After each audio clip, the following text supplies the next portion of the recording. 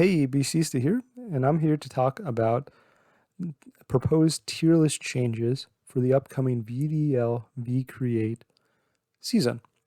So I participated in the previous season, and in this previous season, we added a change to the point system, which made our team a little bit more focused on, namely tier 2, 3, and 4 Pokemon instead of tier 1 Pokemon. And I very much liked it. I definitely felt like it made the draft more interesting and more tricky, which I think is definitely a good thing, especially in the most competitive doubles draft league. However, one of my major complaints is that I felt like tier 4 was underpowered. And I don't mean it's underpowered in comparison to like tier 3. I think it's underpowered in compared to tier 5. I thought tier 5 was easier to find viable Pokemon that were going to be helpful and make your team better than it was in tier 4, which is a problem. Higher tiers should have more viable Pokemon to draft than the lower tiers. And so I definitely think that one of the major things I'm proposing is adding more Pokemon from tier 5 into tier 4 because I think tier 4 was underpowered overall. All the other aspects I very much appreciated, and so any other changes, I'm not just going to propose this Pokemon going up or down because I think it's good or bad. I'm going to propose switches of those because I think that we shouldn't have any more or less Pokemon in any of the other tiers other than specifically tier 4. So I'm just going to start with the higher tier Pokemon or higher tiers and those changes, and then work my way down to the lowest tier. So let's begin with my first proposed change in the tier 1, tier 2. So my first proposed change is Suicune going up to tier 1 and Aegislash going down to tier 2. So it's pretty straightforward.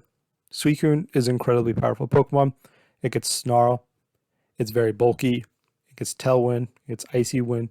It's a very good defensive typing in pure water. It gets Inner Focus, so it can't be faked out. And overall, I think historically we've seen that having a bulky water is very important to being successful in these doubles draft leagues. And I definitely think that it being in tier 2 makes it a very, very easy pickup as the first as a first round pick. And I definitely think that is a little bit too easy of a decision, and it's too powerful for the tier. The Pokemon I suggest to lower it to go down is Aegislash. So Aegislash has never been used in this draft before. That's the first thing. But the idea behind it, the reason why, is I think that Aegislash is a very inconsistent Pokemon. It kind of revolves around its switching its defensive and offensive stats by attacking or defending. And the problem with that is that either you become very predictable, and in that sense, your opponent can make decisions and punish you for them, or you have to make very bold and hard reads. And if you do that, then you become very inconsistent. And so the idea is that no matter what, Aegislash ends up being an inconsistent Pokemon. And that's kind of one of its main reasons why I think it's fair to go down, which is tier 2 can have very powerful Pokemon, but most of the Pokemon are inconsistent. And that's the idea with Aegislash. Though Aegislash does have powerful things. It has Shadow Sneak. It has a very good offense stat. It has Sacred Sword, Wide Guard, and Steel Ghost is a very good typing. However, the fact that occasionally it has horrible defenses, the fact that it's middling speed tier, which is not great in Trick Room and not great out of Trick Room,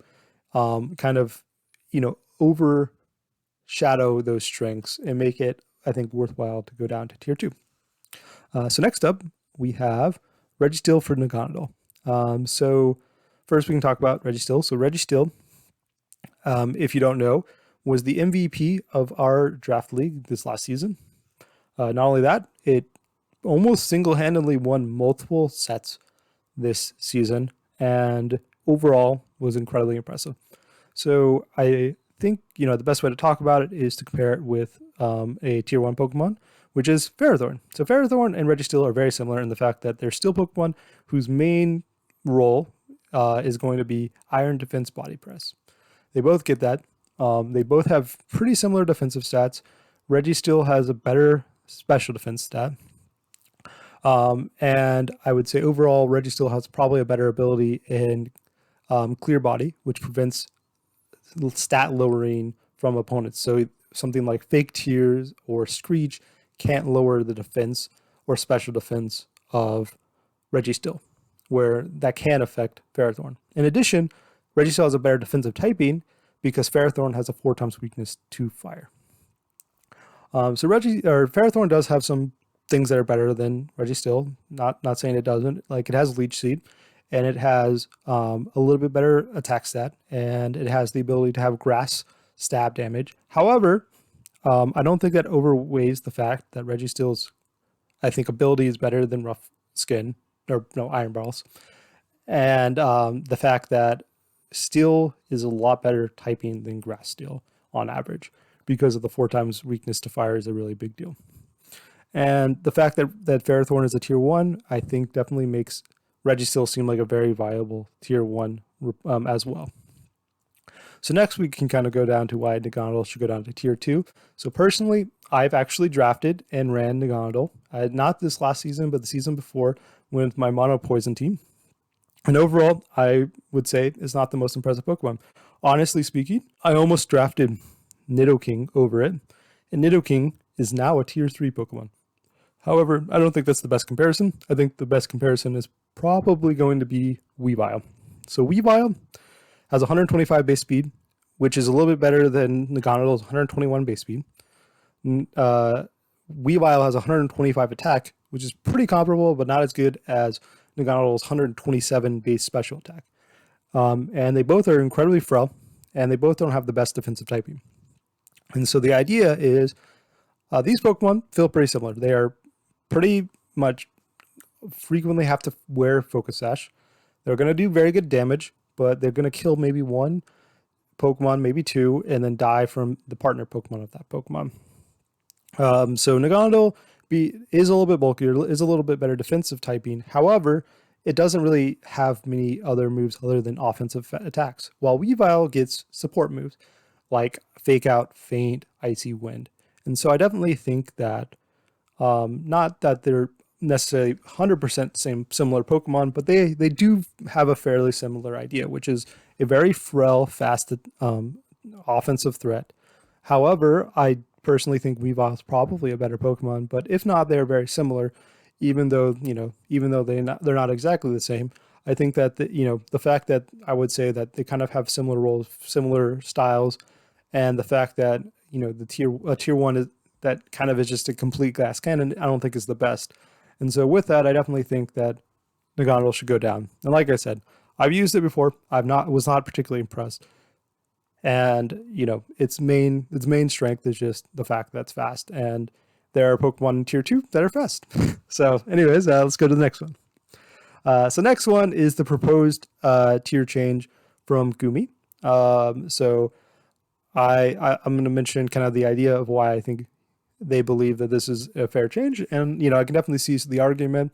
Some aspects, I can, the idea. So first and foremost, these are weather setters. They're almost exclusively going to be setting up sand. That's their main purpose.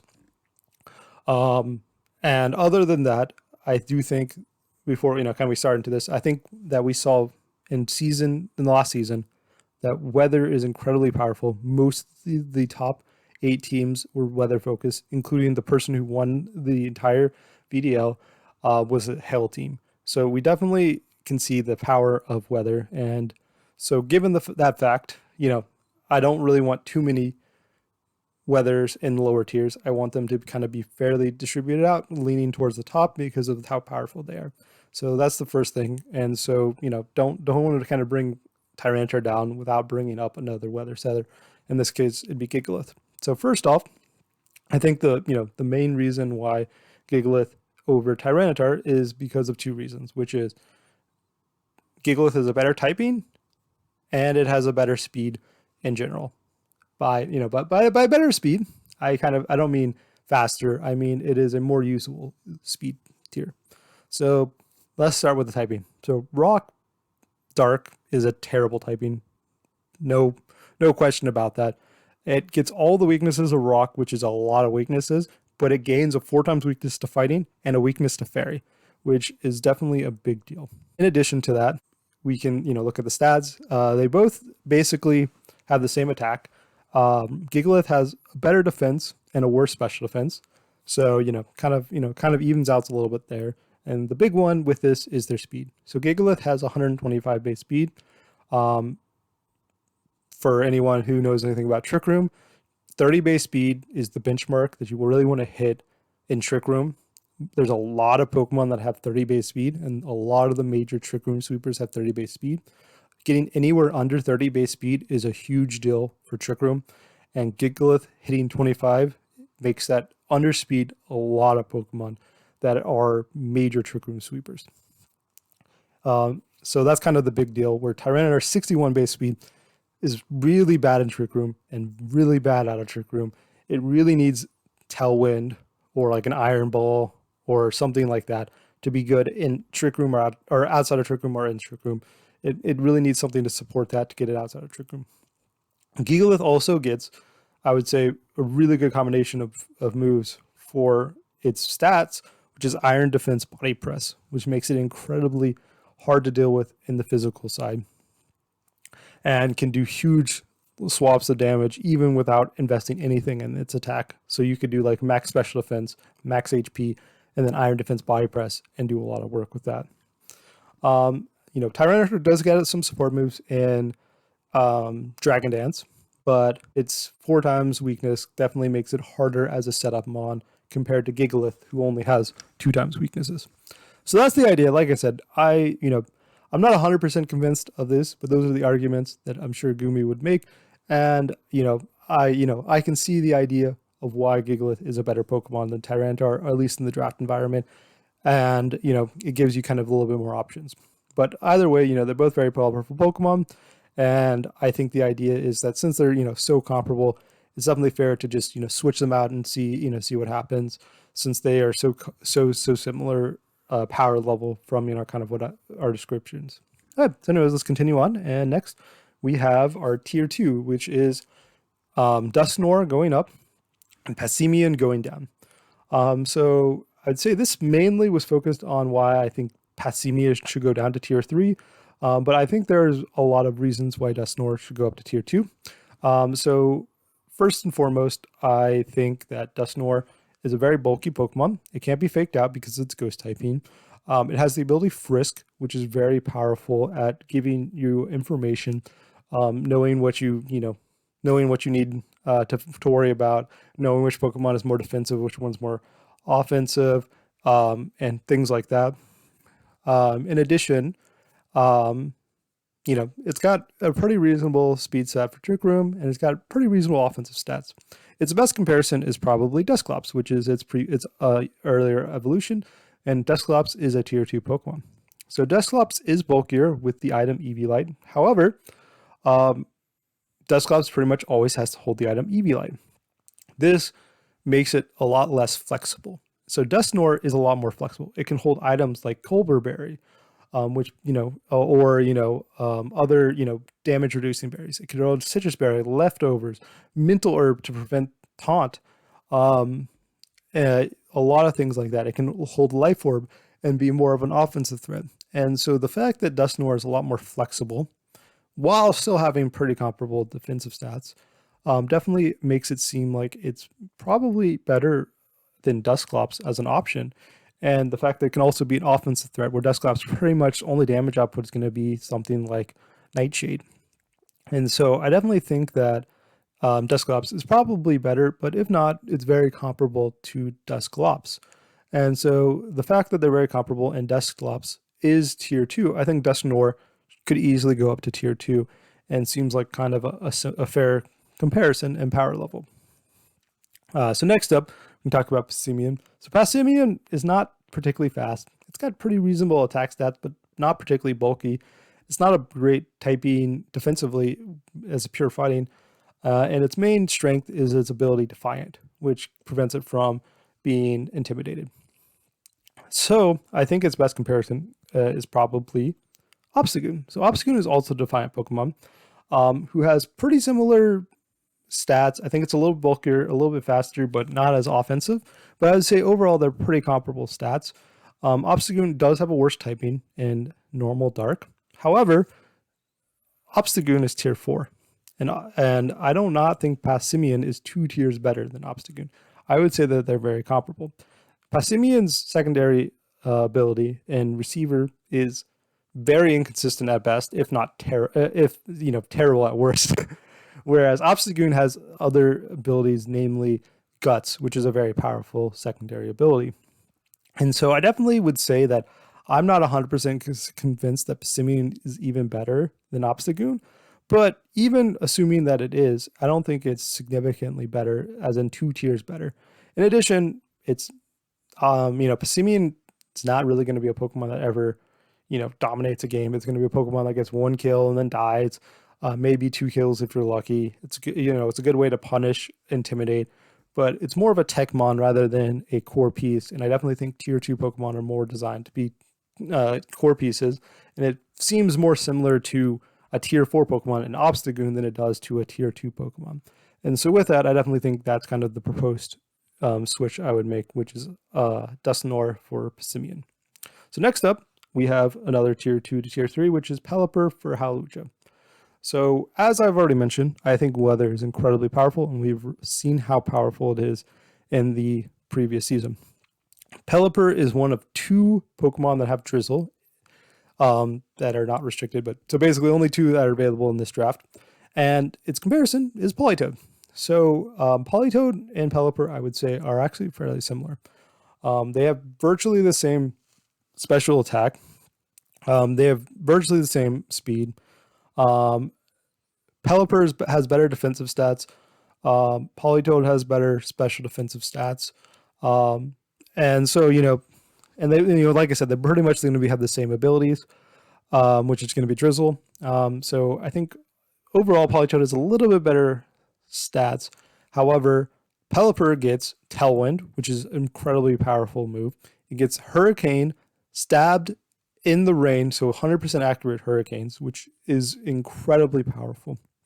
It also gets Wide Guard, gets U-Turn to switch out, which is really powerful in Weather Wars. So be able to kind of switch out and then be able to bring it back in to reset the rain.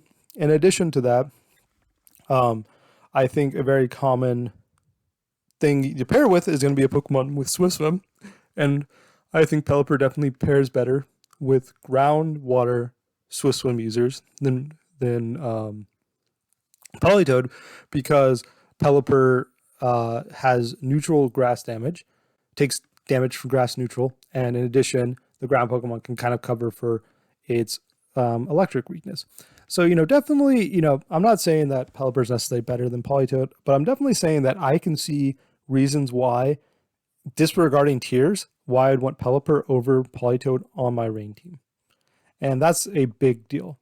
Given that these 2 Pokemon, there's not a clear better one that's objectively better, and I want one, and I can see both of them do it, definitely make me feel like Pelipper is a fair tier 2 Pokemon, especially given the fact that there's only 2 rain setters. And given that if you want rain, you have to have one of these 2 Pokemon, I think it is fair to make it a tier higher because of how powerful Weather is, and given the fact that it's fairly comparable power level to Politoed, which not only is a tier 2, it was a very convincing tier 2. I think that Politoed has an argument to even be tier 1, especially with being the fact that it was the kill leader in the last season. So with that, I hopefully I made a good enough argument of why I think Pelipper is tier 2. Now we can go to Hawlucha. So Hawlucha's main purpose is going to be an Unburdened one. However, I don't think it's the best Unburdened one because it's one of those Pokemon that has very high base speed already without Unburdened, which is 118 base speed. And so its speed and boost from Unburdened isn't a huge deal. Obviously, it's helpful in many matchups, but it's not the biggest deal. It's not particularly defensive, or its defenses. It's pretty frail overall, and so it's not the best Pokemon to take the benefits of the defense boost of like a seed with a terrain, one of the terrain seeds. And in addition to that, doesn't really have any support moves. It's almost exclusively an offensive threat. And so I definitely think, personally, I like Unburdened mons that are more support-oriented, especially because most of the good terrain setters have a lot of offensive potential.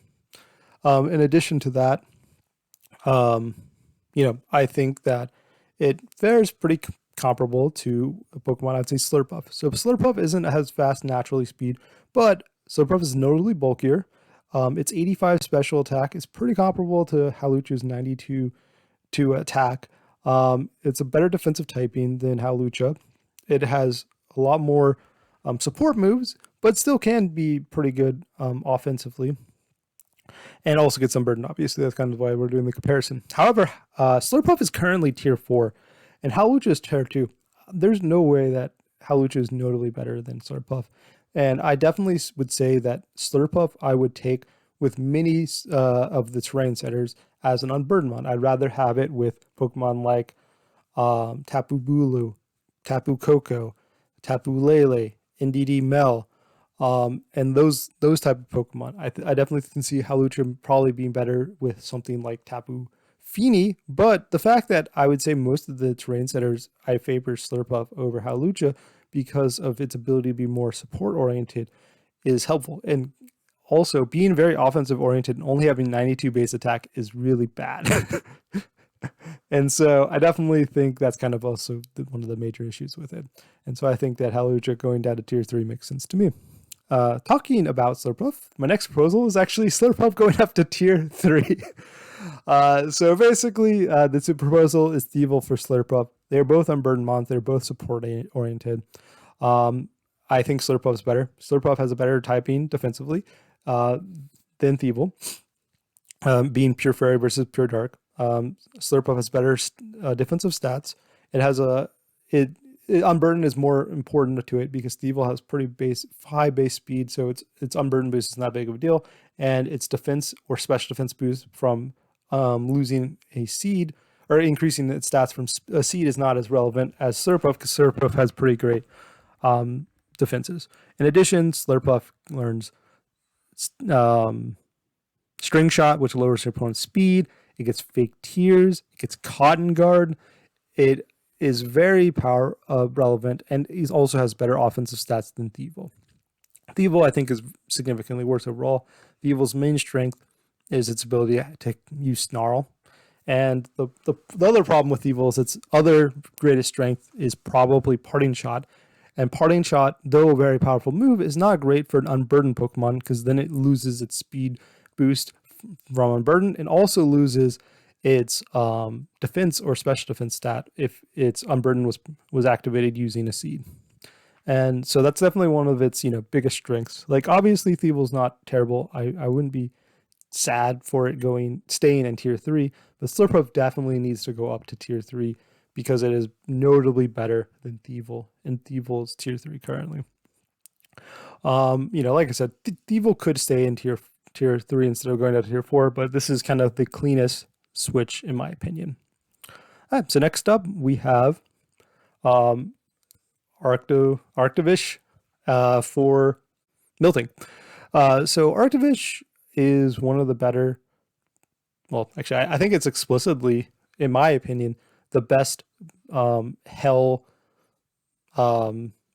Slush Rush Pokemon. It covers for the ice weaknesses of ice Pokemon particularly well with its water coverage. It also takes neutral damage to steel, which is another weakness of ice. And so it definitely covers for ice weakness pretty well. And so it being Slush, having, being almost exclusively paired next to a ice Pokemon makes it better in that aspect. It also hits rock Pokemon for super effective damage. And so, I definitely think it going up makes sense, especially when you consider the fact that Dracozolt is in tier 3. So Dracozolt and Dracovish are almost identical in all aspects. Their only major difference is ice and electric versus ice and water. I think, some of their stats are inverted, but they have the exact same stat totals and the exact same stats. I think slightly inverted. And they both get the, very powerful moves in Bolt Beak and Vicious Rend, which double when they outspeed their opponent. Like I said, overall, these are both basically going to be used on the exact same style of teams. However, because water and ice, I think, is a better partner with other ice Pokemon than ice and electric, I normally favor Dracovish over Dracozolt. And given that, and the fact that Dracozolt is in tier 3, and given the fact that Dracozolt also won the entire VDL last season, makes me feel like Dracovish should be with it. I could see an argument instead of bringing Dracovish up to tier 3, bringing Dracozolt down to tier 4. However, I think this is the better way personally. But there's no doubt that they should be in the same tier. They are very similar power levels, and they pretty much fill the exact same role. Like I said, I like Dracovish because covering for covering for fire weaknesses and dealing super effective damage into rocks makes it better when paired with other ice Pokemon, which is almost always the fact in which you're going to use it with. So my proposed Pokemon to bring down would be Miltank. So Miltank is a Pokemon that, I think is fairly underwhelming overall. It's got a pretty good speed stat, which is a big deal. And it has a reasonable defense stat, but it's not the best special defense stat. And so I definitely think it compares, similarly to a couple of tier 5 Pokemon, honestly, but the most notable one is Buffalon. So Buffalon overall is better defensively in all aspects, and it has better attack as well. However, it loses a little bit on speed, and that's kind of the main comparison with it. They both get the ability Sapsicker, which is nice. Bouffalon gets a little bit more offensive of ability and Reckless, which increases head smash damage, and Miltank gets a little bit better defensive ability and Thick Fat, but Bouffalon being a little bit bulkier, a little bit slower, makes it a better defensive mon. The main benefit of Miltank is that it has the move Milk Drink, which can recover, which makes it a very good defensive mon. However, it doesn't get any defensive-oriented moves like Iron Defense and Calm Mind to increase its defensive stats. So it's not the best tanky mon because it's not the bulkiest, especially on the special defensive side. And so that's kind of the idea. And the fact that Buffalon is a tier 5 definitely makes me feel like Miltank is a fairly reasonable to go down to tier 4, because even though, Buffalon being tier 5, Miltank does have some nice things with the Milk Drink, but I definitely think they're fairly comparable Pokemon. Another Pokemon that kind of, I think, similar is kind of a middle ground between the two is Double. So Double is faster than Buffalon, still bulkier than Miltank, but Cotton Guard and Body Press, which gives it +3 defense, and then Body Press, which does huge sums of damage. And they have very similar stats overall. Buffalon gets a good defensive ability in Fluffy, which increases defense but gives it a fire weakness. But like I said, I'm not saying that any of these Pokemon are necessarily better than the other, but I'm saying that they all kind of fill similar roles, which is a fairly bulky normal Pokemon that with varying levels of speed and having some strengths and some weaknesses that are all I'd say fairly comparable. Overall, I'm not sure which is the best, but I think it's very dependent on teams, and I feel like they're all comparable. And the fact that Double and Buffalon are tier 5 and Miltank is tier 3 definitely makes me feel like Miltank is probably a little bit too highly tiered, and going down to tier 4 is not that big of a deal. So continuing on, we have the rest of our changes, which are all going tier 5 Pokemon going up to tier 4, but none of them are trades. They are just Pokemon going up. Like I said, I think more Pokemon need to be in tier 4, and we begin with Persian. So Persian is incredibly fast, has Fake Out, has Faint. Both of those are stab damage, so they actually do hit pretty hard.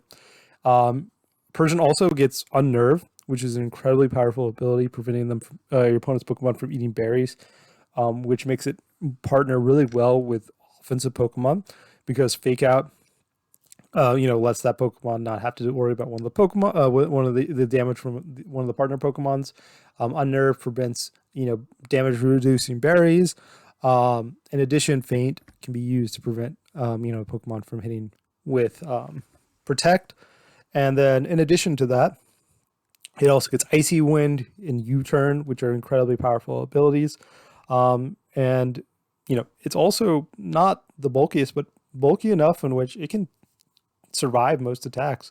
And as we saw, Persian is a Pokemon that was on our champion team of last season, and it frequently didn't even need to run Focus Sash. It run Chopal Berry, it ran Assault Vest, and it was fairly bulky and was arguably one of the options, the MVP for MVP for the champion of the league's team. I definitely think it's, a very good argument of having it in tier 4. And like I said, I think more Pokemon need to be in tier 4 that are very viable, and Persian's a good option. Next up is Skunk Tank.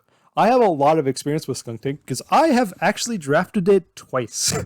I have had it in the last 2 seasons, and Skunk Tank is an amazing Pokemon, especially as a tier 5 Pokemon, and I think it is under tiered, and I picked it up with the desire because of its value. Skunk Tank has exactly 1 weakness in ground, which is incredibly good. It has Sucker Punch, which is very powerful. Stab Sucker Punch is very powerful. It's very bulky. It can take pretty much any super effective hit, and it can take multiple neutral hits. It's got a reasonable enough special attack where it can be a mixed or special attacker if you want it to be, but even though it's mainly a physical attacker. In addition, it has a couple of pretty relevant abilities, and the main one being Aftermath, which if it gets killed by a physical move, it deals a fairly good amount of damage to your opponent's Pokemon. Yeah, and like I said, it also gets Snarl. Like it's a very powerful Pokemon. I'm incredibly impressed with it, and I've drafted it many times, and I have a lot of experience with it, and it is definitely better than a tier 5 in my opinion. And if I was drafting a non-mono if I was drafting a normal team, like just a standard team, I would definitely pick it up as a tier 5 just for how much value it gets for that tier. So anyways, continuing on, next one is Thwacky. So for reference, we had a legitimate discussion at the beginning of the season of whether Thwacky is better than Rillaboom. It is not. I'm just going to say that, up front. However, the fact that we had a legitimate argument about this and Rillaboom is one of the best, if not the best tier 1 Pokemon, shows how powerful Thwacky can be. Thwacky setting up terrain is a big deal, especially in a non-Dynamax format, because it's so hard to get rid of. Thwacky getting Grassy Glide in that terrain is huge. Having Fake Out is huge. Having Knockout is huge. And with Eviolite, that it is incredibly bulky Pokemon, and you don't even need to give it an Eviolite. And it has a pretty reasonable attack stat as well. Thwacky, honestly speaking, I could see an argument to put it up to tier 3. It is that good. But like I said, I think more good tier 4 Pokemon are needed. And so I'm just going to propose to go up to tier 4. And I proposed this going into the beginning of last season, and they didn't listen to me. But it's an amazing Pokemon, and 100% should be in tier 4, if not higher. Continuing on, we have Spiritomb. So Spiritomb is another Pokemon I think is pretty valuable to go up to tier 4.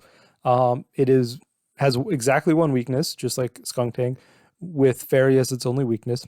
It gets Sucker Punch, Snarl, both of those stab. It gets Will-O-Wisp, Pain Split.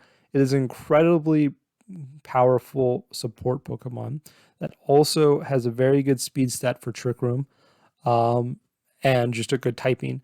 And then, Snarl, like I said, Snarl, Will-O-Wisp, Sucker Punch, and it also has Infiltrator to get around screens and Substitute, which are also really big deals. I don't know if there's much else to say about that, but I definitely think that it has very good potential to be a very solid tier 4 Pokemon. And, I think a Pokemon that I was personally comparing it to was Guzzlord, which is a tier 3 Pokemon, and it's very similar to Guzzlord stat wise. Guzzlord is definitely a little bit bulkier, but its 4 times weakness to Fairy definitely makes it not as good of a defensive Pokemon, while they both have very similar offensive and speed stats. Continuing on, we have Perlin. I think Perlin is an incredibly powerful Pokemon. It's got Prankster, it's got Fake Out, it's got Fake Tears, it gets Snarl, um, it gets Rainy Day and Sunny Day to help set up the weather. Um, things like that. I think Prankster is one of the more powerful abilities in the game. In addition to that, it can't be targeted by other Pokemon with Prankster, and it's definitely one of those Pokemon that you have to strongly prepare for in team building, and if you don't prepare for it, can definitely help your opponent win a game, and that's definitely a big deal from a Pokemon in Tier 5, which is why I think going up to Tier 4 makes sense, especially since, with an Eviolite it's pretty bulky, so it's not like it has to be a focus sash. Prankstermon, and like I said, it definitely feels somewhat similar to something like Sableye. Definitely not as powerful, but definitely somewhat similar. And Sableye is a fairly convincing tier 2. Continuing on, we have Lopunny. So Lopunny is another fast, normal fake out Pokemon. In addition to that, I think it has very good ability where it doesn't get affected by its item, and it learns the move Switcheroo, I believe. It might be Trick, but one of the two. And so you can trick something like an Assault Vest on a Pokemon that has a lot of support moves, or something like that, or Flame Orb, and burn a physical attacker while not being affected by that yourself. In addition, it's pretty bulky. I believe it's bulky enough to take some stab close combats from fighting, from Pokemon. It's also one of the faster Pokemon to get Fake Out. I think it's maybe like the third fastest Pokemon to get Fake Out, somewhere around there. And I think that's kind of the idea. It also gets Charm, Baby Doll Eyes as a pretty good supporting moves, while still getting moves like Play Rough and I think Close Combat, just to get pretty good damage as well. I think it's a very good support mon, and definitely can be pretty good as a tier 4 mon. Continuing on, we have Meowstic Female. So Meowstic Female, definitely worse than Meowstic Male, which has Prankster, but Meowstic Female does get Fake Out. It's got, I think, 104 base speed. It gets the ability Competitive, which is a very powerful ability, which can punish your opponent's Pokemon from having Intimidate, using Snarl, using Electro Web and Icy Wind, and increasing your special attack as a result of that. Not only does it get Fake Out, it also gets a lot of pretty relevant moves like, Light Screen, Reflect. It gets a lot of reasonable support moves while still having the ability to just be a very good offensive threat. It's 104 base speed is nothing to scoff at, and being able to completely dominate a game after your opponent tries to intimidate one of your physical attackers definitely makes it a very interesting and effective tier 4 Pokemon, in my opinion. Continuing on, we have Lycan Rock, Midnight Form, or whatever, Night Form, I don't know. So this Pokemon, pretty much it's not the most versatile Pokemon. However, it has No Guard, Stab, Stone Edge, and that by itself makes it terrifying. It's honestly reasonably bulky. It's not the best speed stat. However, in Tailwind, after taking a hit, it can definitely one-shot many threatening Pokemon. No Guard is an incredibly powerful ability, especially with moves like Stone Edge and Rock Slide, which with the stab damage is really big deal. And it's got a very high attack stat. Like I said, it's definitely a very powerful Pokemon. I think it's a reasonable idea to bring up to tier 4. Continuing on, we have Sharpedo. Gumi special. Gumi actually didn't suggest me to bring this. I just mentioned it myself. But Gumi uses Pokemon, and they considered this one of their major key pieces of their team. The Garchomp Tornadus Sharpedo as their main core pieces, and they made it to the semifinals. Sharpedo, I definitely did not expect to be as good as it looked, but it looked amazing when Gumi played it. Its speed boost was a huge deal. It does so much damage with like liquidation.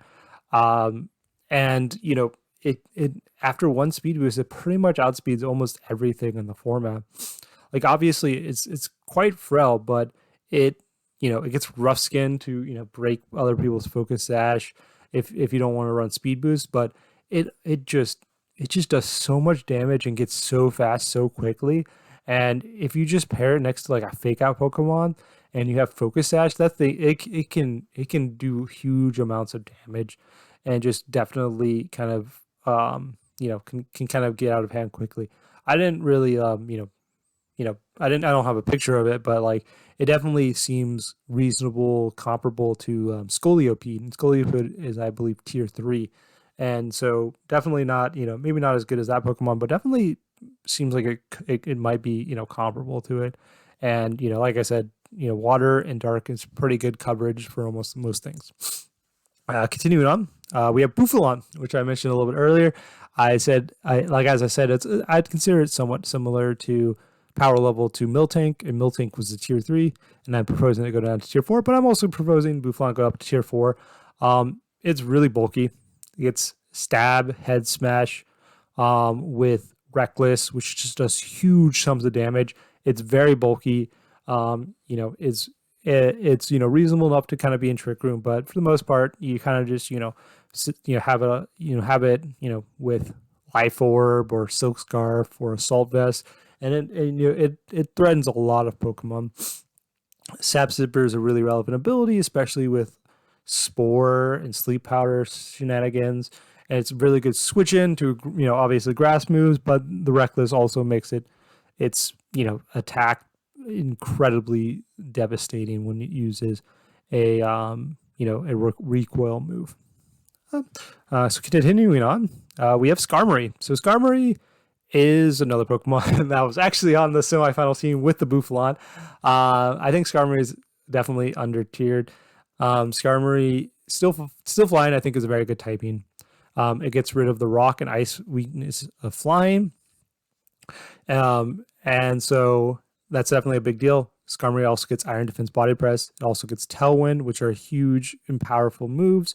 It's got an amazing defense stat, and its special defense is a little bit lacking, but I definitely think it compares fairly favorably to Corbinite. Corbinite is a tier 2 Pokemon that also gets Iron Defense Body Press and Tailwind, and is the same exact typing. However, Corbinite does have a better special defense, and it has probably a little bit better abilities, but they definitely fill almost the same exact role, and they have the same exact typing. And even though Corbinite is probably a little better stat distribution, Skarmory's is not that much worse. It's fairly comparable, and I would say on the defensive side, Skarmory is even better, where Corbinite's a lot better on the special defensive side. And I definitely, like I said, I think that the fact that they're very similar and their main goals of what they do, their typing, definitely makes me believe that Skarmory is under tier, because Corbinite's tier 2, Skarmory's tier 5. Definitely think Skarmory going up to tier 4 makes a lot of sense to me. So that's my last formal proposal on tier changes. I do have what I would call honorable mentions, and here they are. So these are Pokemon that I was interested in changing their tier, but I either couldn't find a proposal change that I liked, or I'm not completely confident in them, but I just wanted to mention because I do think that there's some viable arguments. So first is Conkeldurr. Conkeldurr was moved up to tier 1 last season as a replacement for Rhyperior. I definitely think it's better than Rhyperior, but I don't know if it's quite tier 1. However, I'm not completely convinced that it should go down. Indeedee Mel is a Pokemon that I think is very powerful. I think Psychic Terrain is probably the best terrain, getting Expanding Force next to it, being fast, having pretty good offensive stats, having a great typing, definitely makes me, think that it could be worth going up to tier 1. However, I didn't feel confident enough to get a formal proposal, but it is, something that I think is worth mentioning. Next is Swampert. Swampert is in tier 3. I think it could be in tier 2. Its typing is very good. It's only got one weakness. In addition to that, It's got Yawn, Wide Guard. It has a pretty good attack stat, but also, you know, reasonable enough to be special defense. It's another Pokemon that did really well in this last season. I've seen it do very well in non-Dynamax formats well, with, you know, Yawn, you know, with you know, just being a pretty well support mono, good switch in, you know, it flip turns out, things like that. I definitely think it could be a tier 2 mon, but like I said, I'm not feeling super confident about any of these, but these are definitely ones that are worth mentioning. Rapidash, I think, is a fair Pokemon to possibly move up. It's very fast. It's got Flare Blitz, you know, Flash Fire. It looks pretty good, but like I said, you know, maybe not. Impident is another Prankstermon with Fake Out. It can't be targeted by other Prankstermons because of its dark typing. It gets Sucker Punch. It gets, you know, Fake Tears, I believe. It gets other things. I don't think it has as strong a move pool as some of the other Prankstermons, which is why it's not a formal request. Quagsire, Pokemon I love. I think it's very powerful. It gets Yawn, Eerie Impulse, Unaware, which is really big at dealing with setup mons. It also gets Scald, so it can burn your opponent's Pokemon. Yep, and it also gets Recover, so it can just be really hard to deal with. And, you know, if your opponent doesn't have grass moves, it can be pretty hard to kill. And then finally, we have Hippowdon. Like I said, the weather is a really big deal. I think it's very powerful to have weather, and I think Hippowdon is one of the better weather setters in a couple aspects. One, it's one of the few weather setters that sets up the weather that's not the type that it's kind of supporting. So it's not a rock Pokemon, but it sets up the sand, which is a big deal. So you can kind of diversify your typings a little bit. In addition, it's got incredible defensive stats.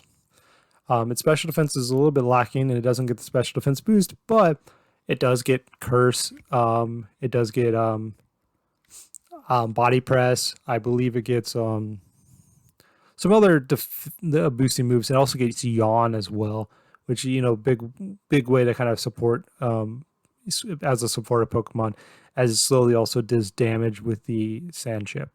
Like I said, these honorable mentions are not necessarily formal requests. These are Pokemon I think are worth mentioning that I definitely strongly considered formally requesting, but for one reason or another, kind of thought maybe it wasn't worth the suggestion, or I wasn't, you know, 100% confident with these. But you know, with that, those are my suggestions, and hopefully y'all enjoyed. I'm curious to see if you strongly agree, strongly disagree with any of these thoughts, or if you think I missed something that's dumb that I completely missed it.